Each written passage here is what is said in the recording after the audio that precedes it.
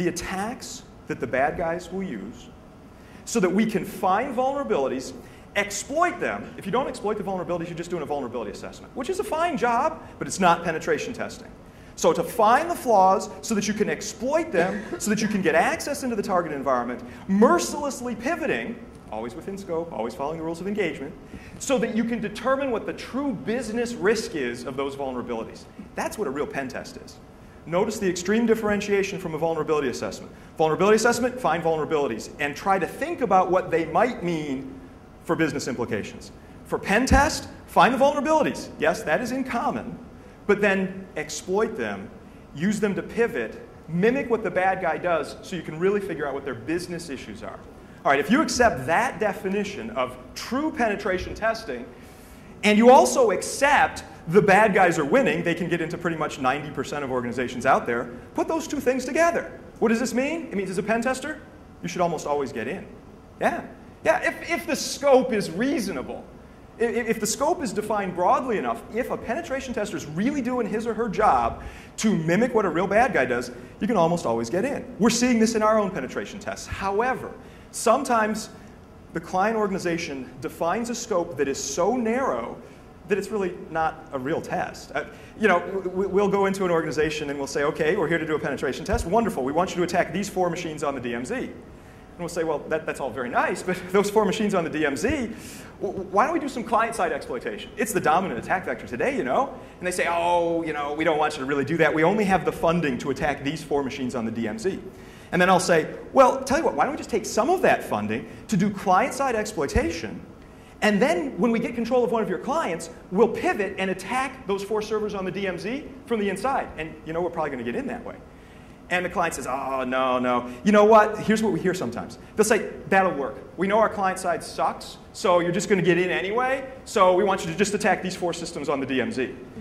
Wait, let's think about the logic of that. Why are you spending the money to test the security of those 4 machines on the DMZ if you have admitted that your client security stinks and you're already owned on that side? Why? Because you don't understand, well, the clients who say this to me, they don't understand the security implications of the clients being owned. Sometimes they'll shoot back and say, we don't store important data on our clients. Yeah, but your clients do access important data. I mean, they're doing something there, right? You're not buying these laptops just to fulfill Microsoft's marketing, are you? So let us exploit the clients and use them to pivot to your internal servers and the DMZ servers themselves so that we can more realistically mimic what a real-world attack is. Okay, so that's the first conclusion for pen testers. You need to encourage the people that you're doing pen tests against, whether it's your own organization or if you're a third-party pen tester, to define their scopes realistically to map to today's attack vectors. That said, I am sad to admit that only about 30% of our own penetration tests include client-side exploitation. Every single one of them, we argue for it, and we go in there and with a nice big smile, we explain to the client what the security issues are and the risks, and sometimes they just kind of pat you on the head and say, that's nice, little hacker boy, thank you very much, but we want you to test these 4 servers on the DMZ. Now, I'm not going to starve here over this, okay? You'll say, okay, we'll attack those 4 machines on the DMZ. But to the extent that you can, drive up the amount of work that you have that includes client-side exploitation. All right, so that's our first point. Second point, so what? Good for you. You're a penetration tester, you almost always get in, 90% of the time. I hope you're proud of yourself. Yeah, I mean, it feels good when you get in. That's very nice. But getting in is not the ultimate goal of pen testing. It is a step. I went through and talked about what true pen testing should be defined as. And a step of that involves exploitation so you can get in. But the real goal is to be able to explain to decision makers the risks that they face. And you need to do this in business terms. I saw this wonderful presentation by Hera Richarte, who's from Core, the people that make Core Impact. He's their chief technical officer. Hera said, and it was just really cool, he said, the pen test doesn't end when you get shell on the target box. He said, in fact, that's just when things start to get interesting. Okay? If you're writing up in your pen test reports, nice little screenshot saying, look, we got shell on this box, we're cool, you've missed the point. The point is, well, what does that shell on that box mean from a business perspective? How could an attacker use it to realize their most significant security issues in the target organization? So keep that in mind. Second important point. All right, now we'll get to a point that maybe is a little more controversial and some of my friends might vehemently disagree with. So I came to this mindset about a year ago based on lots of debates, lots of discussions with folks. It's true that the real bad guys, the ones that we as pen testers are trying to mimic, the real bad guys can spend all of their time focusing on the offense, right? That's all they have to do. Offense, offense, offense, offense. And I saw a presentation by my buddy, Jay Beal, at DEF CON last year. And Jay was up in front, there were like 400 or 500 people in the room, and Jay said, he was talking about a certain penetration testing aspect, and he said, the reason that we're doing all this stuff from an offensive perspective is so that we can improve defenses. Our whole goal is to make defenses better. And I'd said the same thing a lot in the previous 12 years. But when Jay said it, it hit me. Like sometimes you see on the movies like that spotlight comes in and the camera zooms in on you, and I thought, I'm not so sure I buy that anymore. I mean, yeah, I buy it at some level, but I don't feel it in the fiber of my being that the only reason we do offensive stuff is to help improve defenses. I think there might be more out there. And I got to thinking about this. What if it might be okay to be a good guy security person, like us in this room? I think we can all agree that we're good guys, right? Anybody here not? See? Right? Okay. What if it's okay for a good guy to be purely offensive? Yeah. Now, some of you just accept this. This is the hacker community. This is a hacker ethic. It's okay to be purely offensive. But others of you, perhaps those in some government agencies, we know you're here moving among us, yes.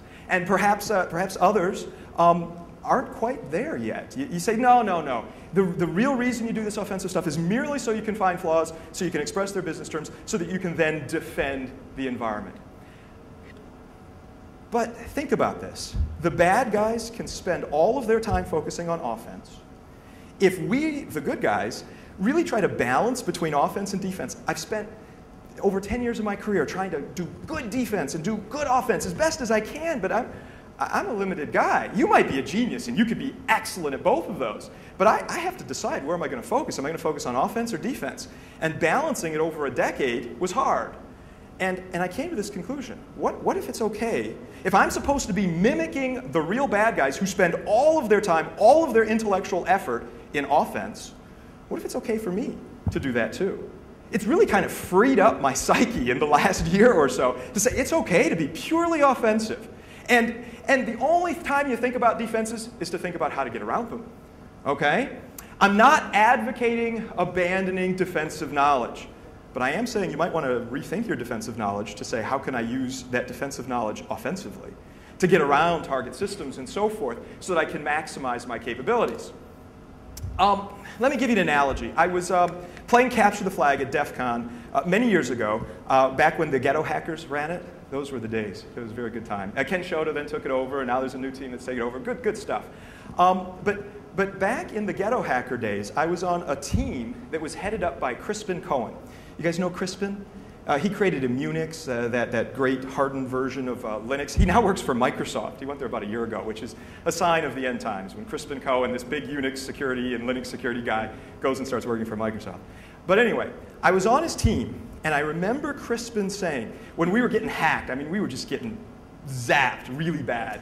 And Crispin, who's an amazing defensive guy, looks up in exasperation and says to us, he says, I'm a defensive guy. I don't know this offensive crap. And that really crystallized in my mind. Well, that's interesting. And we accept that. We accept that as a security community. He's a defensive guy. He doesn't know the offensive crap. But I think we're starting to see some of that whittle away. If you're a purely defensive guy and don't know anything about the offense, you're not a very good defensive guy. Because you see, defense must be informed by offense. If you're a defensive guy, you need to know what the bad guys are going to do so you can anticipate their moves, so you can look for them in the appropriate places, you can detect them, you can do your job as a defensive guy. You need to know at a certain level how the bad guys do their job, right? But you don't have to be an expert in it. That's accepted. We're cool with that in the information security business. It's okay to be a purely defensive guy. It's okay to not know offenses very well, other than how they might be used against you so that you can defend even better. All right, we accept that. Flip it. Flip it. An observation, you can flip offense and defense for the entire argument that I just did, and it actually makes sense. It's a reasonable argument. Okay? I'm an attacker. I do penetration testing. My focus is on doing that as well as I possibly can, and the only time I think about defenses is how to get around them. That defensive crap. I know enough about that so I can get around it. at first when you start thinking along these lines, you might feel like, well, maybe I'm